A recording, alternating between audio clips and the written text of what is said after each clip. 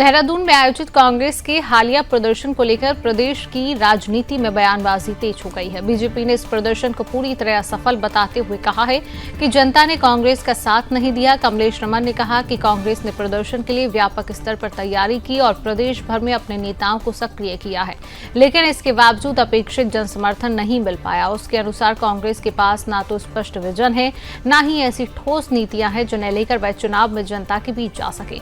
उन्होंने आरोप लगाया कि हालिया प्रदर्शनों के दौरान कानून व्यवस्था का उल्लंघन हुआ और सरकारी संपत्ति को नुकसान पहुंचाया गया है। कमलेश रमन ने कहा कि जो पार्टी खुद कानून का पालन नहीं करती, उसे कानून व्यवस्था पर सवाल उठाने का अधिकार नहीं है। उनका दावा है कि जनता अब कांग्रेस की राजनीति को समझ चुकी है और इसी कारण प्रदर्शन में आम लोगों की भागीदारी कम रही। बीजेपी प्रवक्ता ने इसे कांग्रेस के लिए एक राजनीतिक संदेश बताते हुए कहा कि प्रदेश में पार्टी की पकड़ कमजोर पड़ती दिख रही है।